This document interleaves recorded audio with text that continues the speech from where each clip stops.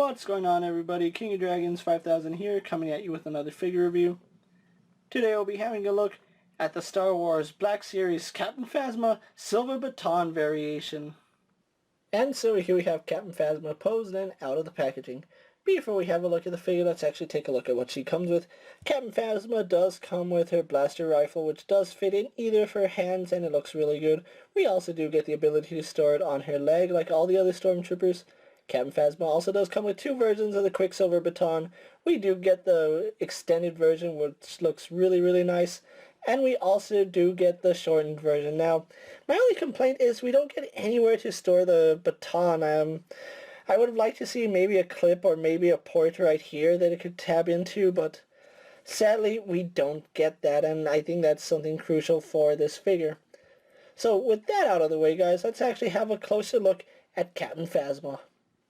And so here we have a closer look at Captain Phasma, and I really have to say, I really dig the head sculpt on this figure. It does look really impressive now. Looking at her from this side, it just looks like Captain Phasma's helmet, which is a really good sculpt in itself, but as you turn it over here, we do get some battle damage from when Finn took the baton and just slashed it across her face. And you can see they did a really good job just painting that. It really does look like battle damage. We also do get the eye of Captain Phasma right there, which is really accurate to the movie.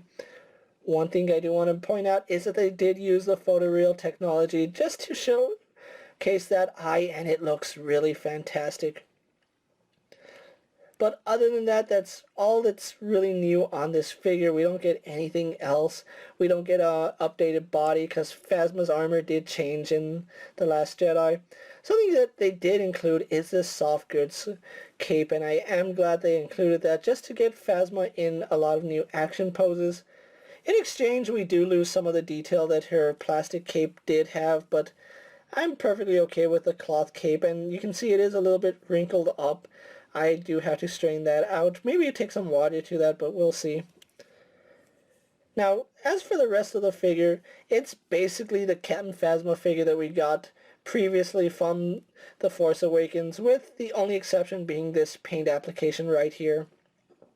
If they wanted to go the extra mile, this should have been newly sculpted with some damage sculpted in it, not just painted. From a distance it does look good, but I think for what it is, it should have been sculpted. That would have made this figure look much nicer.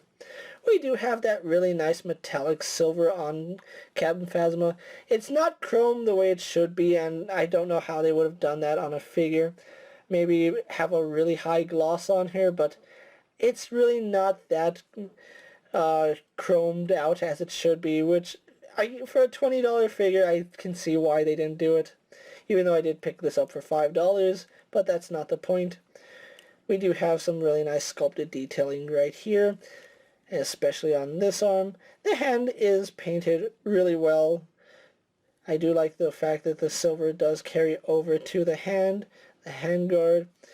And I really like the fact that it's basically a Stormtrooper armor, just bigger and done in silver. I love the pouches that are done right here. They look really nice.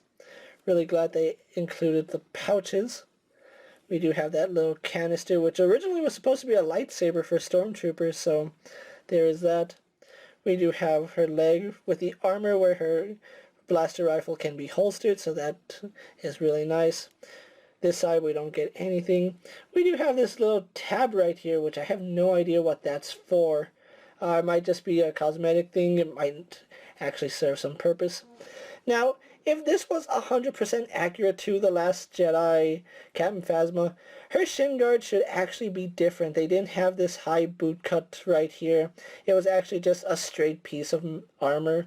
So again, this is just showing you a retool, or not really a retool, but a re-release of the original Phasma mold. So all this is the same. It's not 100% accurate to the movie. We do have her boot guards, which we do have a little bit of black paint sleeping onto the toe, which is to be expected. But other than that, there's really not much more to go over for Phasma, so let's actually compare it to other figures you may have in your collection. And so here we have Captain Phasma posed next to a Marvel Legends Cyclops and a DC Multiverse Superman. Here we have Captain Phasma posed next to a WWE Elite Scale figure and a Mezco 1/12 Collective Popeye the Sailor Man. Here we have Captain Phasma posed next to a Lightning Collection White Ranger and a Star Wars Black Series Mandalorian. And finally, here we have the Quicksilver Baton Captain Phasma posed next to the Force Awakens Captain Phasma. So with the details out of the way, let's actually take a closer look at her articulation. Now, Captain Phasma does have a ball hinge at the neck. We do have some really slight up and down movement. We have some head tilt, which works pretty decently. We do have a hinge, which does let her look down, and then looks up, not too far, but she can look up. We do have rotation on that peg.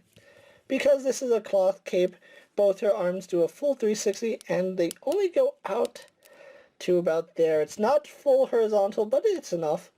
We do have an elbow joint that gives us about 90 degrees, and then some rotation. We have a swivel and a hinge in the wrist. We do have a ball joint in the torso, which does go back, does lean forward a little bit, does go to the side, to the other side. We get rotation right there, and you can hear those detents in the rotation. So that's pretty good. Legs do kick forward only to about there, and as you move it up, it does start kicking itself out to the side. So that's a little bit unfortunate. We do have thigh swivel, which works good, and it's mainly hidden behind her shin or thigh guard. We have a double bend in the knee, goes all the way up, so I do like that. No boot cut swivel, but we do have a hinge in the ankle, which goes all the way back.